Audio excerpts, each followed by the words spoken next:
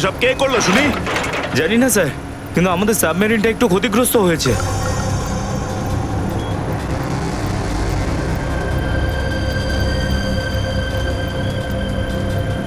গ্যালানে navy এসে গেছে, ওদের জাহাজ আর কামান দেখা যাচ্ছে। কি? কি না? হ্যাঁ, নেভির এত সামনে চলে এলে তোমাদের মরার এত শখ। কিন্তু স্যার এখন কি করব? কি আর করবে, কেটে পড়ো এখান থেকে। আমাদের পুরো অপারেশন ভন্ডুল করার আগে আমাদের এখান থেকে চলে যেতে হবে। কিন্তু এত অল্প ক্রিউ মেম্বার নিয়ে সাবমেরিনকে কি করে শিফট করব, তাও এত অল্প সময়? সেসব আমি কিচ্ছু জানি না, কিছু করো আর এখান থেকে বেরো, যাও, জলদি করো, যাও। Okay sir.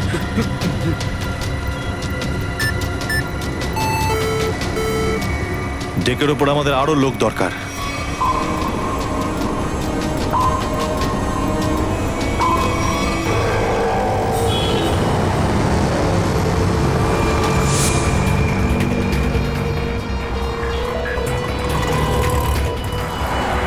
ভাই এই গলিতেই তো এসেছিল। গেল কোথায় ও? ফোন কর, তাড়াতাড়ি ফোন কর ওকে।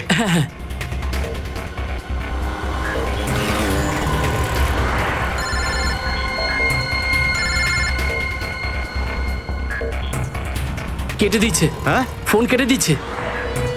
আরেকবার চেষ্টা কর, আরেকবার ফোন কর। একে তো কি হয়েছে টনি? বন্ধ বলছে।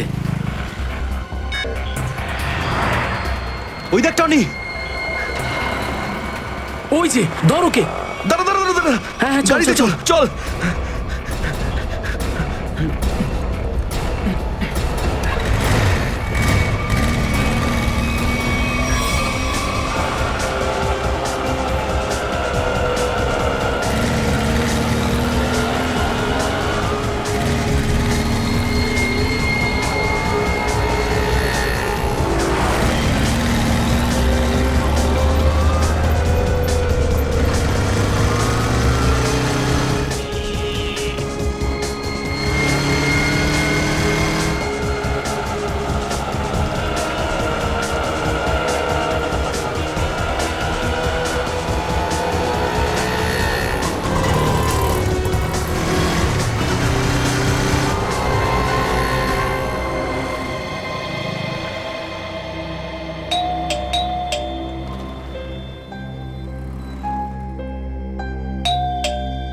অনন্যা,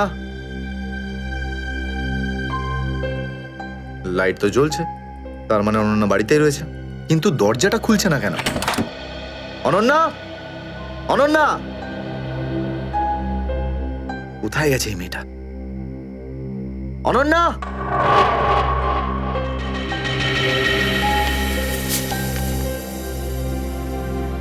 আমি আজকে কিছু জানতে পেরেছি।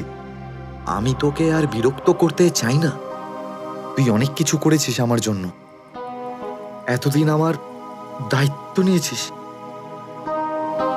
এবার আমি চলে যাচ্ছি, তুই নিজের খেয়াল রাখিস। অনন্যা, ও মাই গড, এটা কি করলো এই মেয়েটা? কোথায় খুঁজবো আমি ওকে এবার? কোথায়? অনন্যা, অনন্যা, অনন্যা, আমার বোন অনন্যা। হ্যালো, আগে হ্যাঁ, আপনার 9টার সময় অ্যাপয়েন্টমেন্ট কনফার্ম আছে। আপনি প্লিজ পেশেন্টকে নিয়ে চলে আসুন। হ্যাঁ, ম্যাডাম ম্যাডাম, আমার বোনের অবস্থা খুব খারাপ, ওকে এক্ষুনি ডক্টর দেখাতে হবে। এই ফর্মটা ফিল আপ করুন। আমি ফিল আপ করছি ফর্ম, আপনি ওকে ভর্তি তো করুন আগে। স্যার, অ্যাডমিশনের জন্য ফর্ম ফিল আপ করাটা দরকার। আমি বলছি তো আমি ফিল আপ করে দেবো তোমার ফর্ম, আগে ডাক্তারকে তো দেখাই। স্যার, আপনি এইভাবে কথা বললেই ডক্টর এখানে এসে যাবেন না। আপনার আগেও অনেক পেশেন্টস রয়েছেন, তাদেরকে দেখা হবে, তারপর আপনার বোনকে দেখবেন। আরে কারোর জীবনের প্রশ্ন আর আপনি এখানে ফর্ম নিয়ে পড়ে আছেন। আই এম সরি স্যার, একজন মানুষের জন্য হসপিটালের রুলস পাল্টানো হবে না। আপনি যতক্ষণ ধরে কথা বলছেন ততক্ষণ তো ফর্ম ফিল আপ হয়েই যেত। ঠিক আছে, দিন দিন পেন।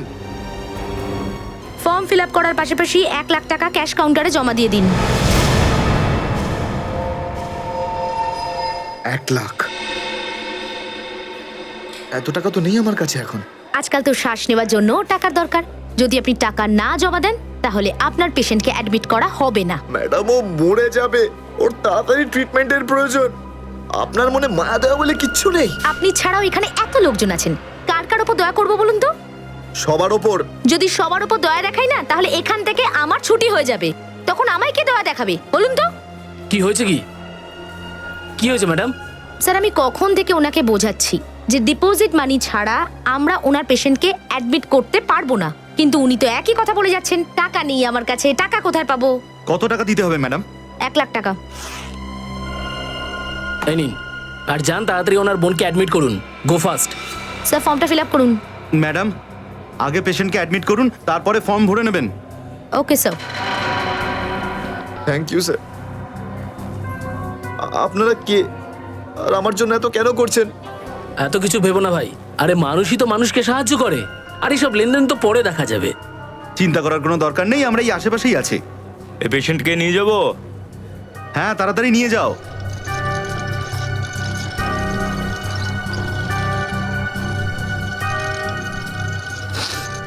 আমি আসছি এক্ষুনি। হ্যাঁ যাও।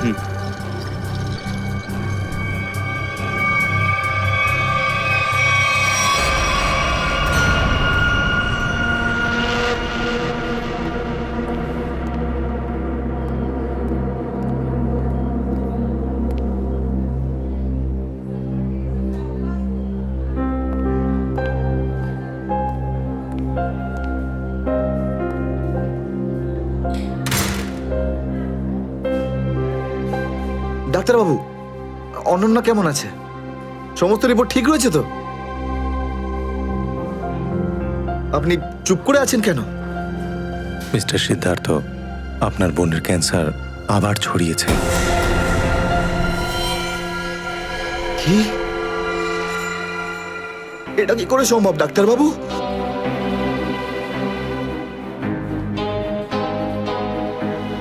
এটা কি করে হতে? সিদ্ধার্থ, এরকমটাই হয়েছে। কিন্তু অনন্যা তো ঠিকই ছিল, তাই না?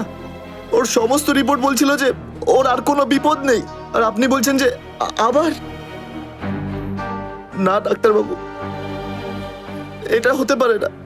এমনটাই হয়েছে। গত 3 বছর ধরেও বিপদমুক্ত ছিল, কিন্তু এইবার রোগ অনেক বেশি ছড়িয়েছে। খারাপ কিছু ঘটেও যেতে পারে। আপনি কি বলতে চাইছেন ডাক্তারবাবু? এটাই যে তোমার বোন অল্প কয়েকদিনই বাঁচবে।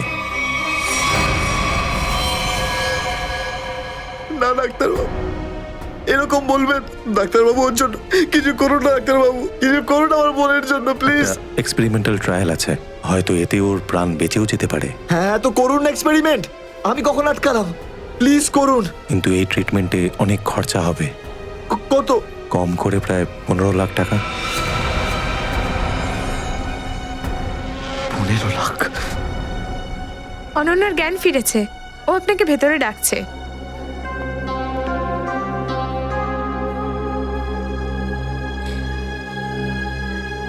আপনি অনন্যার চিকিৎসার ব্যবস্থা করুন, আমি টাকা পয়সার ব্যবস্থা করবই, by hook or by crook, কিন্তু আপনি প্লিজ ওর চিকিৎসা করুন। তাড়াতাড়ি করো, কারণ আমাদের হাতে সময় বেশি নেই। হ্যাঁ।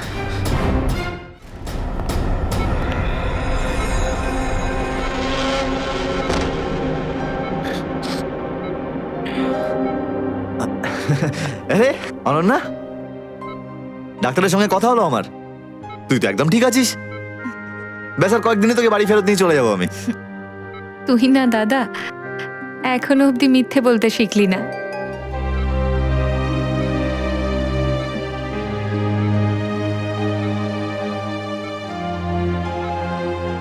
আমরা আগের বার ক্যান্সারকে হারিয়েছিলাম, আর এবারেও ক্যান্সার হারবে আমাদের থেকে। তুই তুই বাঁচবি অনন্যা। দাদা, যদি আমার ভাগ্যে বাঁচা থাকতো না, তাহলে 2 বার ক্যান্সার হতো না আমার। দাদা, আমার কথাটা শোন, তুই নিজের সমস্ত সুখ আমার জন্য এভাবে ত্যাগ করিস না দাদা। তুই আমায় ভুলে যা দাদা, এবারে নিজে ভালোভাবে বাঁচ। আমার সব খুশি তো তুই অনন্যা, তুই। তোকে যে কোনো ভাবে আমি বাঁচিয়ে ফিরবই, তুই মনের জোর হারবি না কিন্তু। তুই এত ভালো কেন রে দাদা, কেন এত ভালো? যদি আরো কিছু বছর তোর সাথে বাঁচতে পারতাম আমার ভাগ্যটাই খারাপ। দাদা, তুই আমার জন্য কত কিছু করেছিস, সব সময় তুই আমার কথাই ভেবেছিস, তাই তো নিজের সব টাকা আমার উপর খরচা করে ফেলেছিস, নিজের চাকরিটার পর্যন্ত বেহালা অবস্থা করেছিস। এখন কি নিজের প্রাণ দিয়ে তুই আমায় বাঁচাবি?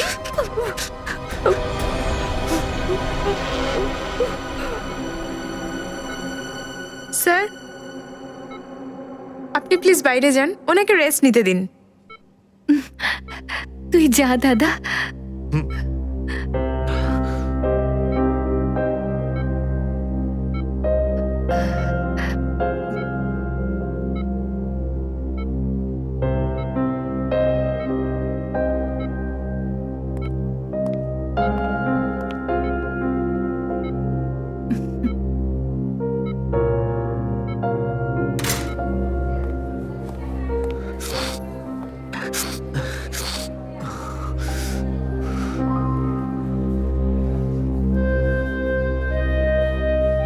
কোথা থেকে আনবো এত টাকা? কে দেবে আমাকে? আর দেবেই বা কেন? অত চিন্তা করো না, চিন্তা করে নয়, বরং কখনো চেয়ে মনের ইচ্ছে পূরণ হয়, বুঝলে সিদ্ধার্থ? আপনি কে? অবস্থার প্রয়োজন মানুষকে সবকিছু জানিয়ে দেয়। তোমার প্রবলেমটা আমি জানি, আর তার সলিউশনও আছে আমার কাছে। মানেটা কি? তোমার বোনের চিকিৎসার জন্য এখানে টাকা জমা হয়ে যাবে, সে ব্যবস্থা আমি করে দিয়েছি। তুমি অত চিন্তা করো না। এইসব কেন করছেন আপনারা আমার জন্য? আমি তোমাকে কোনো উপকার করছি না, বরং তুমিও আমার জন্য কিছু একটা করতে চলেছ। ওহো, সেই জন্যই আপনারা আমাকে বারবার ফোন করছেন। হ্যাঁ, ঠিক চিনতে পেরেছ। কিছুক্ষণ আগে আমার লোকেরাই তোমাকে 1 লক্ষ টাকা দিয়ে সাহায্য করেছে। আচ্ছা, কি করতে হবে আমাকে? সময় হলে আমিই তোমাকে জানিয়ে দেব। আগে তুমি তোমার বোনের ভালো করে চিকিৎসা করাও, তাড়াতাড়ি ওর ট্রিটমেন্ট শুরু করো।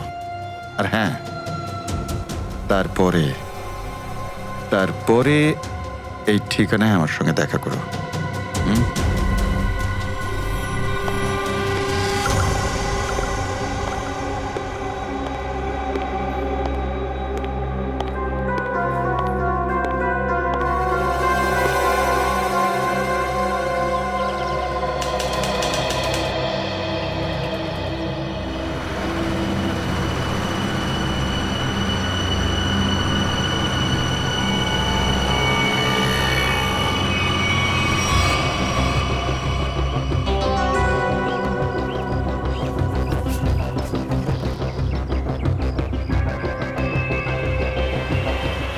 স্যার, ওর কাছে দাঁড়াবো? না না না, আর একটু এগো সামনে। আগে দেখতে তো হবে যে ও একা এসেছে নাকি সঙ্গে কাউকে নিয়ে এসেছে। নে, এখান থেকে ইউটার্ন নে।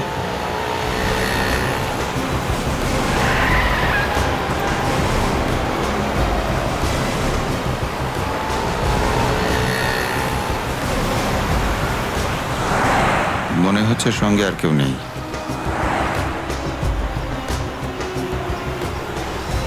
চলোর কাছে গিয়ে গাড়ি দাঁড় করা। হ্যাঁ,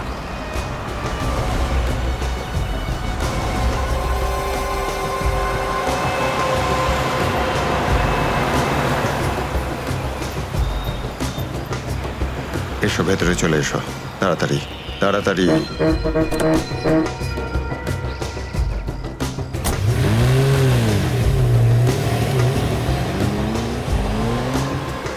আমায় কোথায় নিয়ে যাচ্ছেন? প্রশ্ন নয়, একদম চুপচাপ বসে থাকো।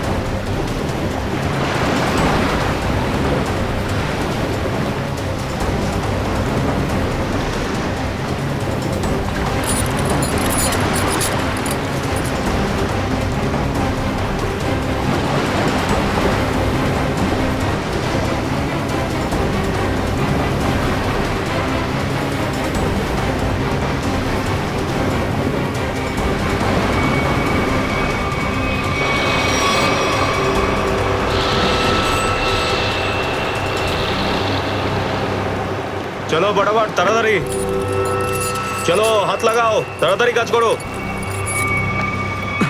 দে জলদি জলদি, এইটুকু কম কাজ করতে কি সারা রাত লাগাবি নাকি? চল আফসার তাড়াতাড়ি, আরে তাড়াতাড়ি কর। চলো ফটাফট তাড়াতাড়ি। কর। আরে চল চল চল, বের করো। তাড়াতাড়ি কর। আরে তাড়াতাড়ি। আরে পাগল, কি করলি তুই? সরি স্যার, হাত থেকে ফসকে গেছে স্যার, ওই তাড়াতাড়ি করছিলাম তাই। তোর এই গাধামার জন্য আমার কোটি টাকার মাল জলে চলে গেল। আরে এই কেলারে, স্যার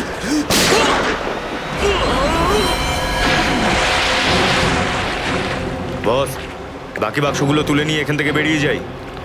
হ্যাঁ এই চলো, বের কর বের কর, দে বটাবট। হ্যাঁ চলো চলো তাড়াতাড়ি। হ্যাঁ এই দুটো লাশই সমুদ্রের মধ্যে কম করে 12 ঘন্টা ডুবেছিল। হ্যাঁ সালুকে, হ্যাঁ কোস্টগার্ডরাই এদের দুজনকে পেয়েছে। ওরাই এই দুটো লাশ উদ্ধার করে আর আমাদের হাতে তুলে দেয়। ভাই, এই দুজনকে পয়েন্ট ব্ল্যাঙ্ক রেঞ্জ থেকে গুলি করা হয়েছে। এর ক্ষতটা দেখো বস, এ দেখো। দুজনের ক্ষতই এই কথা বলছে। হ্যাঁ, আরও একটা ব্যাপার স্যার, বেশ কিছুদিন ধরে এরা ঠিকমতো খাবার দাবারও পায়নি।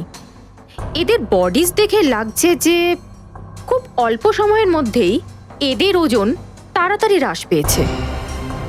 বস, ওদের বন্দি করে রাখা হয়েছিল। এ দেখো, এটা দড়ির দাগ। এদেরকে বেঁধে রাখা হয়েছিল দুজনকেই সমুদ্রের মধ্যে। সমুদ্রের গভীরে কোথায় কোথায় লুকিয়ে রেখেছিল এদেরকে?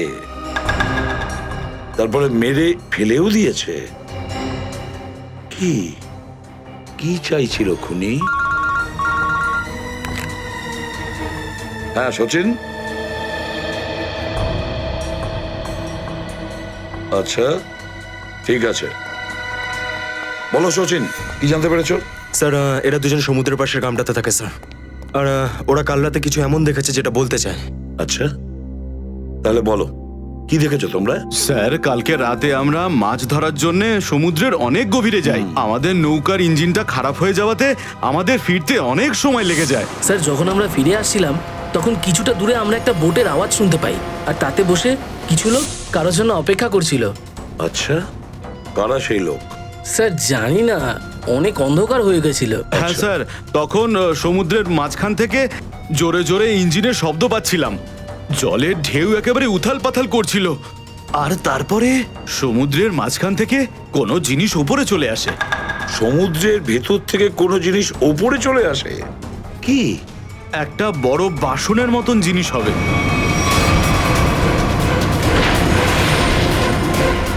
সাবমেরিন, ডুবোজাহাজ? হ্যাঁ, ডুবোজাহাজ। আর ওই বোটটা যখন ডুবোজাহাজের পাশে যায়, আর তখন ওখানে কিছু লোক কাজ করছিল স্যার। কি কাজ করছিল? জানি না স্যার, অনেক রাত হয়ে গেছিল তো দেখতে পাইনি। তখনই আমরা গুলি চলার শব্দ শুনতে পাই।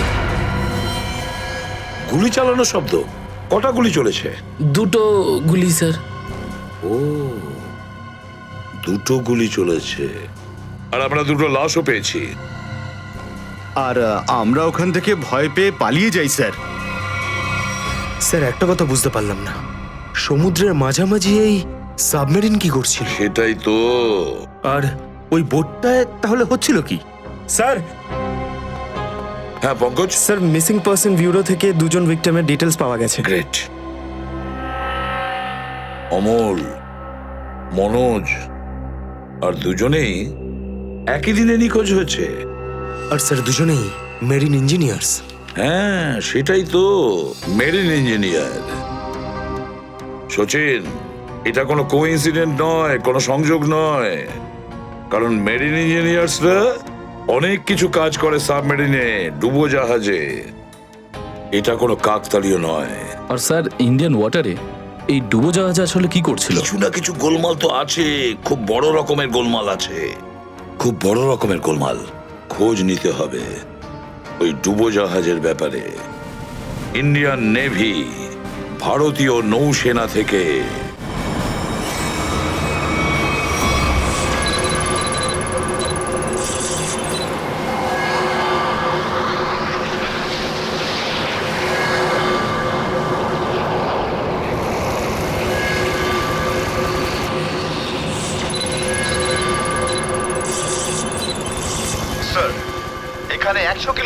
রেডিয়াসে কোনো সাবমেরিন নেই।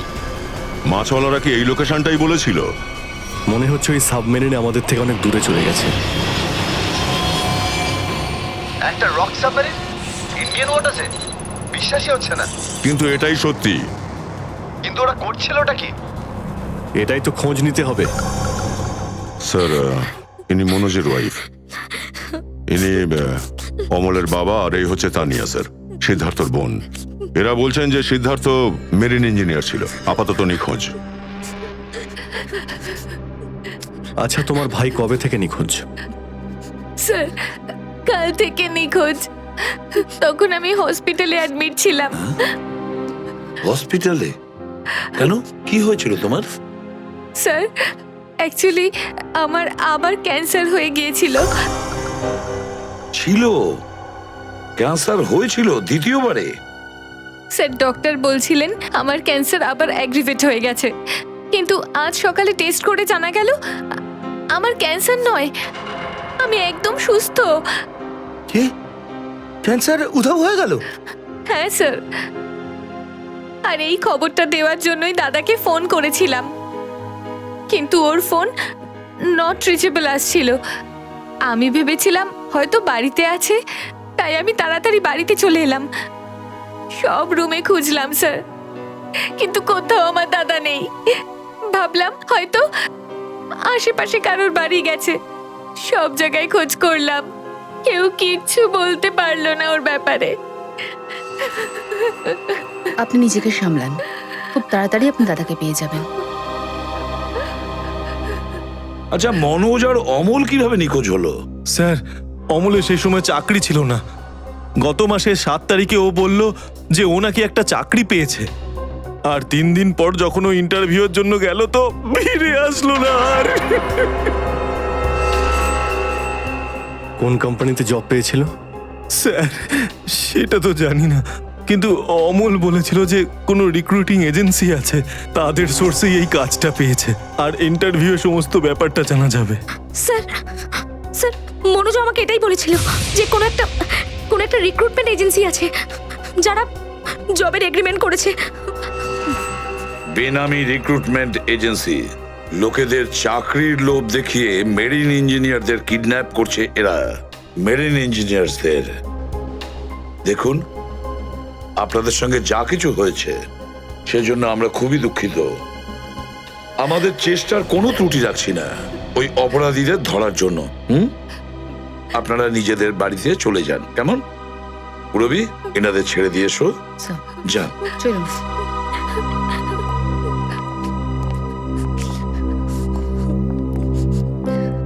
স্যার, হ্যাঁ স্যার প্লিজ স্যার, আমার দাদাকে খুঁজে দিন আপনারা। ও ছাড়া আমার আর কেউ নেই স্যার, আমার আর কেউ নেই। দেখো মা, চিন্তা করুন না, তোমার ভাইকে আমরা খুঁজে দেবো, আমরা কথা দিচ্ছি। যাও স্যার, পারবেন তো আপনারা? আসুন। Thank you sir.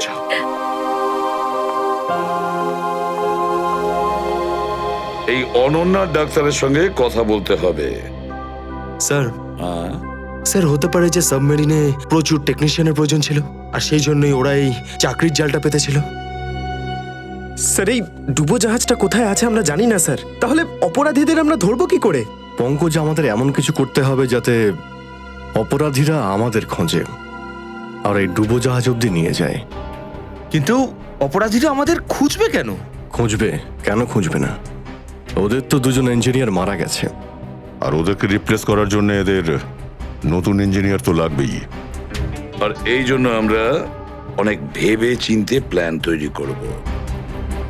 ভেবে চিন্তে প্ল্যান তৈরি করব।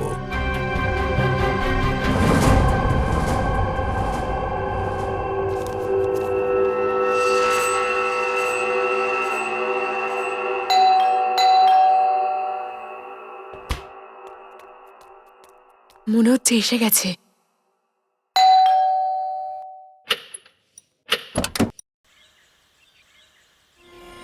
আসুন, আসুন, আপনার জন্যই অপেক্ষা করছিলাম, অনেকক্ষণ ধরে বসে আছেন।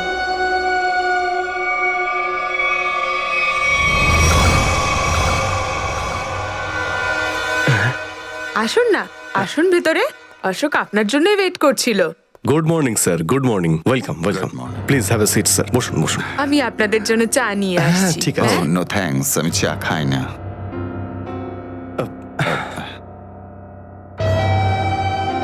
স্যার প্লিজ আমার ভাইকে চাকরিটা দিন না প্লিজ স্যার।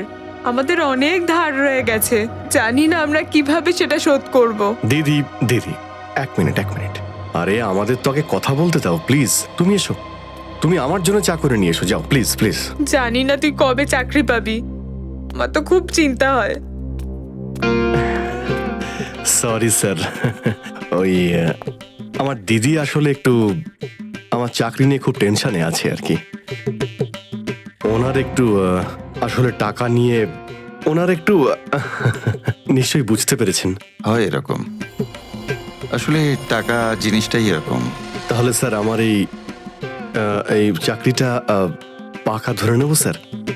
দেখা যাক, তার আগে তোমাকে কিছু প্রশ্ন করতে চাই। যা জিজ্ঞেস করার জিজ্ঞেস করতে পারেন, আমি রেডি স্যার। কিন্তু স্যার স্যার প্লিজ স্যার, এই চাকরিটা আমাকে আপনি দিয়ে দিন প্লিজ স্যার। অ্যাকচুয়ালি স্যার আসলে আমাদের টাকার খুব প্রয়োজন স্যার। Sir please sir. খুবই এক্সাইটেড দেখছি আপনি এই চাকরিটা নিয়ে। সে তো একদমই স্যার। আসলে স্যার আমি আগে ওই গভর্নমেন্ট জব করতাম স্যার। স্যার ওই গভর্নমেন্ট জবে প্রমোশন আর টাকা পেতে অনেক কষ্ট করতে হয় স্যার। এই জন্যে স্যার আমি রিজাইন করে দিয়েছি। আপনার পুরো নাম আর ডেট অফ বার্থ? আমার নাম Ashok Kumar. Date of birth 10th April 1976। আর কোয়ালিফিকেশনস? মাস্টার করেছি sir, master in marine engineering from GID college. তার মানে সাবমেরিনের ইঞ্জিনের মেনটেন্যান্স আর নেভিগেশনের ব্যাপারে তো নিশ্চয়ই নলেজ আছে। Yes yes yes sir, you are right sir. তো মিস্টার অশোক, একটা কথা বলুন, আপনার এক্সপিরিয়েন্স অনুযায়ী একটা সাবমেরিনকে জলের নিচে কতটা গভীর অবধি নিয়ে যেতে পারেন? কত গভীর অবধি? স্যার সেটা তো ওটা স্যার ডিপেন্ড করে স্যার, মডেলের ওপর ডিপেন্ড করে স্যার। ওর ভেতরে গিয়ে আমি সাবমেরিন ঠিক করেছি স্যার। আর মেরিন তো অনেকটাই নিচে যায় স্যার, 400 অবধি যাই স্যার। ও হ্যাঁ, আমি আপনার স্কুলের প্রিন্সিপাল মিস্টার সুরেশের সঙ্গে কথা বলেছিলাম, আপনার খুব প্রশংসা করছিলেন। ওনার টাচে আছেন তো আপনি?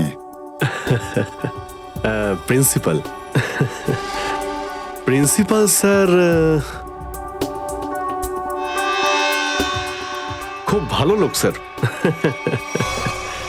স্যার আমার প্রিন্সিপাল আমার মেন্টরও ছিল স্যার। ওনার নাম স্যার সুরেশ নয়, মহেশ ছিল স্যার। আর স্যার উনি তো 2012-এ রিটায়ার করে গেছেন। আর ওনার পরে হয়তো সুরেশবাবু এসেছেন প্রিন্সিপাল হয়ে, ওটা স্যার আমি ঠিক জানি না স্যার, সেটা আপনি নিশ্চয়ই জানবেন। ওকে মিস্টার অশোক,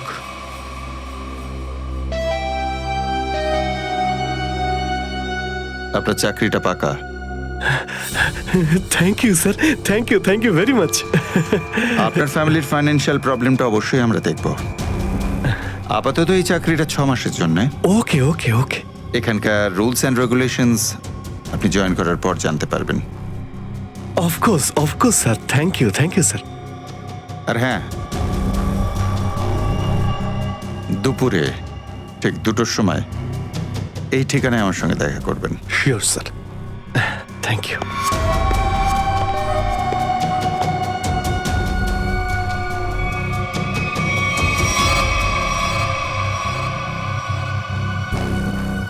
কাজ হয়ে গেছে, আরো একটা জব পাকা হয়ে গেছে আমার।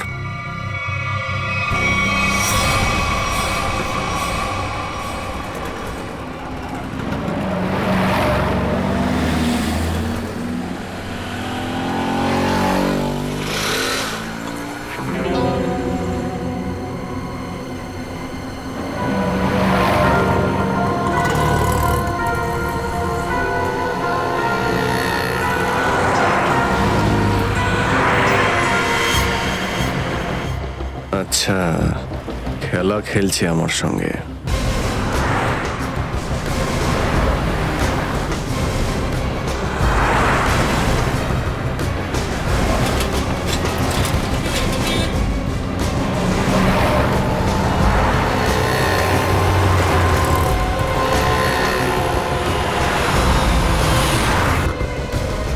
নমস্কার। হ্যাঁ ঠিক আছে, ভিতরে বস। সুশীল, চলো তাড়াতাড়ি, ভালো করো। নমস্কার।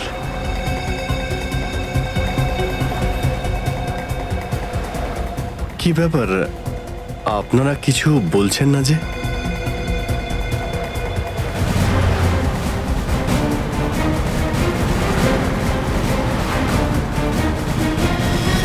আচ্ছা, আপনারা কি এদের... এই চুপ চুপ চুপ। হ্যালো, আরে ও, স্বাস্থ্য চলছে, হয়তো ঘুমোচ্ছে। সচিন তাড়াতাড়ি, ওরা যেন আমাদের নজরে এড়াতে না পারে।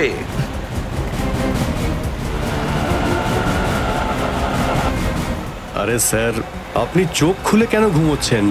খুব স্ট্রেস পড়ে চোখের উপরে। আমি এক্ষুনি বন্ধ করে দিচ্ছি। এখন তোরও ঘুমানোর সময় চলে এসেছে। আরে কিন্তু আমি রাতে ঘুমোই, দিনের বেলা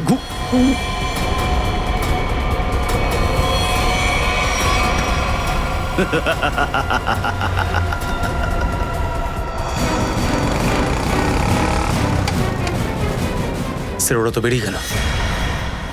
সচিন, কিছু একটা করো, ওই গাড়িটাকে আমাদের ফলো করতেই হবে।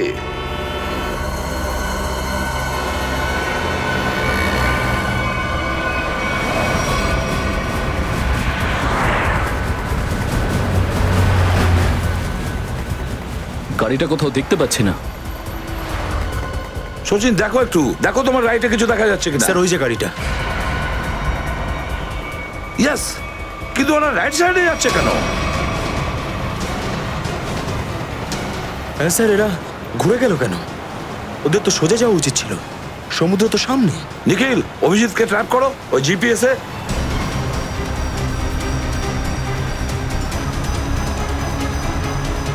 অভিজিৎ স্যারের জিপিএস ডিভাইস সিগন্যাল দিচ্ছে না, কাজই করছে না।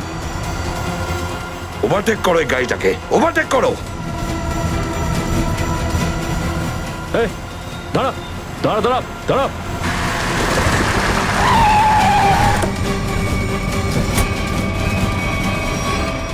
বাকিরা সবাই কোথায়? কি হয়েছে? চুপ, বল গাড়ির ভেতরে যারা ছিল তারা কোথায়? স্যার এর মধ্যে কেউ ছিল না। কেউ ছিল না মানে? দেখ, সব সত্যি সত্যি বলে ফেল, নাহলে। সত্যি বলছি স্যার, আমাকে একটা লোক বললো যে সঙ্গমনগর চৌরাস্তার মোড়ে গাড়িটা দাঁড় করিয়ে চলে যেতে। আর কি বলেছে? আর তো কিছু বলেনি। এই কাজের জন্য আমাকে 5,000 টাকাও দিয়েছে। ওই মেরিন অব্দি পৌঁছানোর একটাই রাস্তা ছিল, আর সেটাও বন্ধ হয়ে গেল। নিখিল,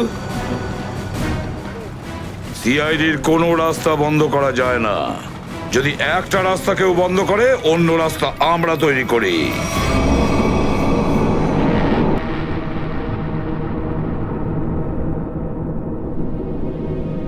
দুজন ইঞ্জিনিয়ার ছিল, আর দুজনকেই একসঙ্গে গুলি করে মারে। কে বলতে পারে? যে কোনো দিন আমাদের নাম্বারে চলে আসতে পারে। হ্যাঁ, আমাদেরও একদিন আসবে সমুদ্রের মাঝে আমরা ডুবে যাব, কিন্তু আমাদের ব্যাপারে কেউ কিচ্ছু জানতে পারবে না। ঠিক বলেছ, কিন্তু মৃত্যুর আগে একবার বেঁচে ওঠার চেষ্টা তো করতেই হবে না?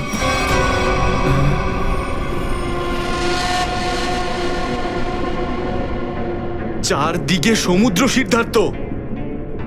আমরা চাইলেও কিছু করতে পারবো না। কোথায় যাবে তুমি? কন্ট্রোল রুমের ভেতরে। কি? হ্যাঁ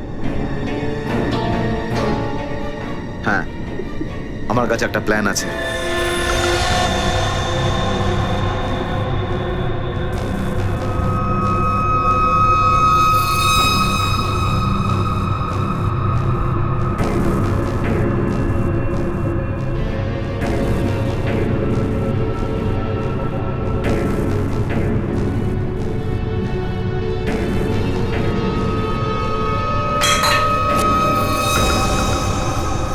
কেউ ওখানে?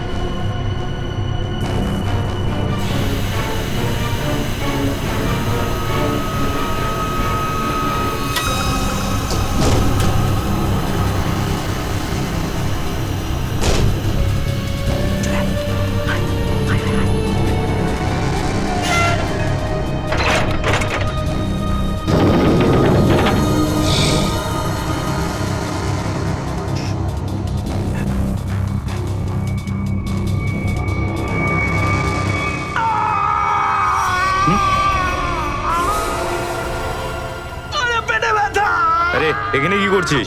আমার পেটের ভিতরে খুব জোরে ব্যথা করছে। পেটে ব্যথা না নাটক করছিস? সত্যি বলছি, আমার পেটের ভেতরে খুব জোরে ব্যথা করছে। কিছু একটা করো প্লিজ। এই আবার কোথায় গেল? চল ঠিক আছে চল চল এদিকে চল।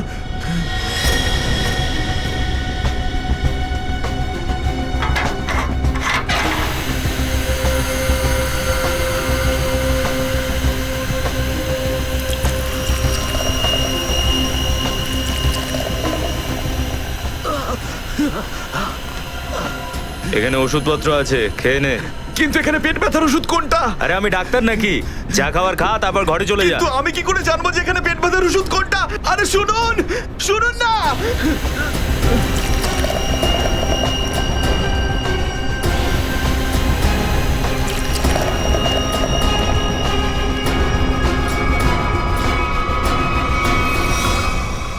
এই এখানে কি করছিস? আমি কন্ট্রোল রুম দেখতে এসেছিলাম শুধু। এই না জিজ্ঞেস করে কি করে এলি তুই? এদিক ওদিক গেলে না প্রাণে মেরে দেবো। চল বেরো এখান থেকে, বেরো চল।